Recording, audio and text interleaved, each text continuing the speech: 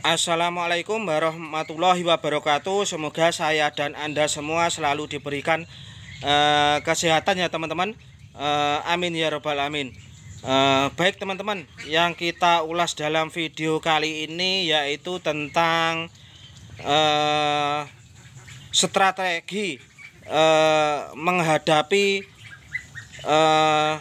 harga panenan yang meningkat di saat momen-momen hari besar seperti saat ini, puasa dan lebaran teman-teman, hari-hari besar keagamaan seperti itu, libur nasional seperti itu teman-teman ya. Biasanya harga bebek itu cenderung mengalami kenaikan teman-teman. Jadi kita sebagai peternak itu harus bisa membaca situasi dan keadaan ini teman-teman. Supaya apa? Supaya kita mendapat keuntungan yang lebih banyak lagi, lebih rutin lagi, dengan cara mengantisipasi, menyiapkan stok panenan bebek pedaging kita di saat momen-momen bagus, hari-hari libur nasional seperti hari besar keagamaan seperti ini, puasa dan lebaran, ataupun tahun baru, ataupun saat musim orang-orang menggelar hajatan atau mantenan seperti itu loh teman-teman. Itu biasanya harga panenan bebek bagus sekali teman-teman. Terus untuk di saat harga panen bagus seperti itu, biasanya itu gantian yang aktif mencari dagangan, yang aktif bertanya panenan itu adalah bakul teman-teman. Jadi bakul itu aktif mencari dagangan, mencari panenan saat harga-harga bebek pedaging ini bagus, naik seperti itu. Jadi kita sebagai peternak harus bisa membaca peluang ini, membaca situasi ini, membaca keadaan ini, supaya panenan kita pas harga panenan mahal, sehingga keuntungan yang kita dapat bisa maksimal dari biasanya seperti itu. Kan lumayan ya teman-teman. Misalkan umpamanya per 100 ekor kita untung 3 juta, atau per 100 ekor misalkan kita di hari bagus itu bisa untung 1.200.000 per 100 ekor, kan lumayan teman-teman. Kalau kita berternak 300 ekor atau berapa, kan sudah bisa mengalihkan ya teman-teman itu. Jadi seperti itu teman-teman. Yang biasanya per 100 ekor itu keuntungannya 700-800, kalau momen lebaran, pas momen hari libur nasional, hari besar keagamaan, libur nasional, itu kita bisa meraup untung 1 juta sampai 1.200.000 per 100 ekor. Kan lumayan banyak ya teman-teman itu. Jadi kita harus pandai memanfaatkan, membaca keadaan saat harga panenan bagus itu kapan, seperti itu.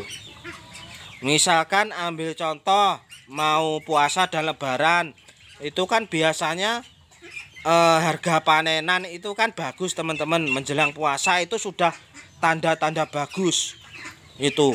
Jadi untuk check in DOD-nya harus kita atur sebelum puasa seperti itu, agar nanti saat puasa dan lebaran kita bisa menjual panenan yang sebanyak mungkin di harga yang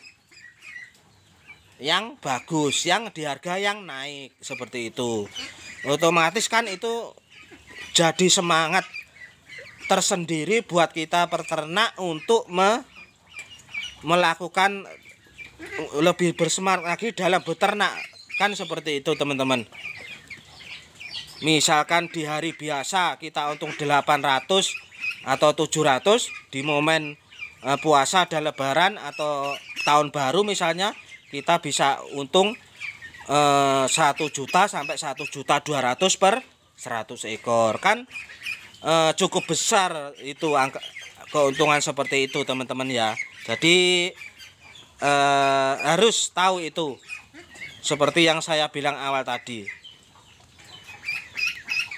Terus kebalikan daripada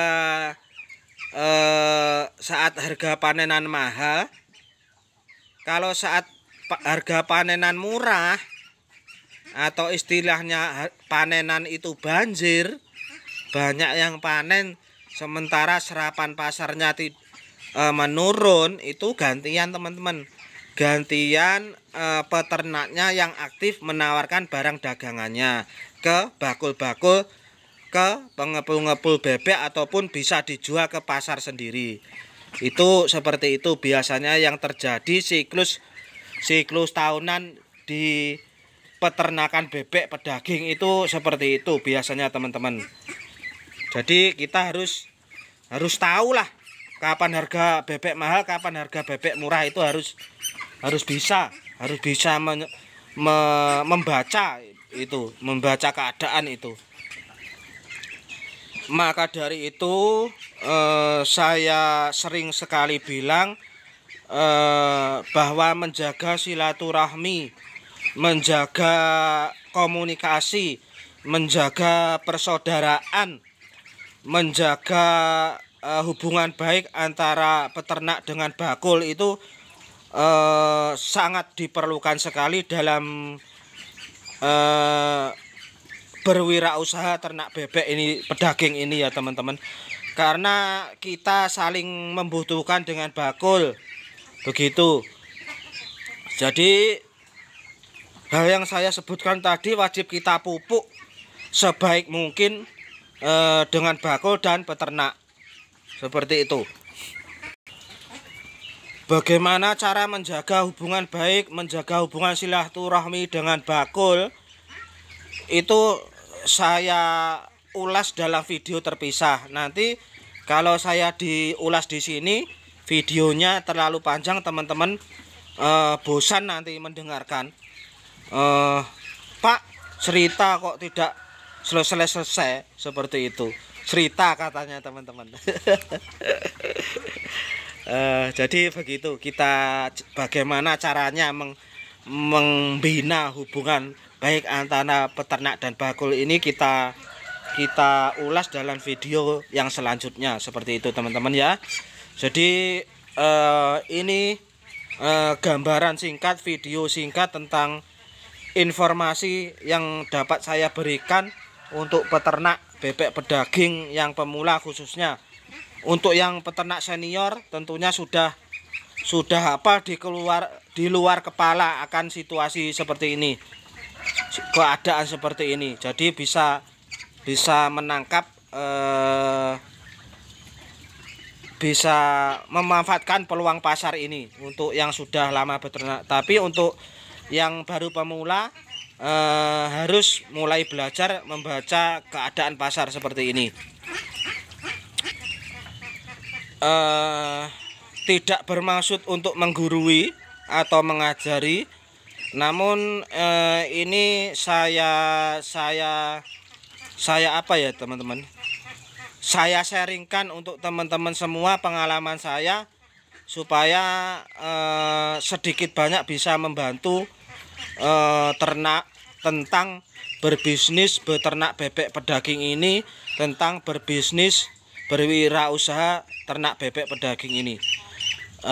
Semoga bermanfaat informasi yang dapat saya berikan kali ini dalam model video ini. Assalamualaikum warahmatullahi wabarakatuh.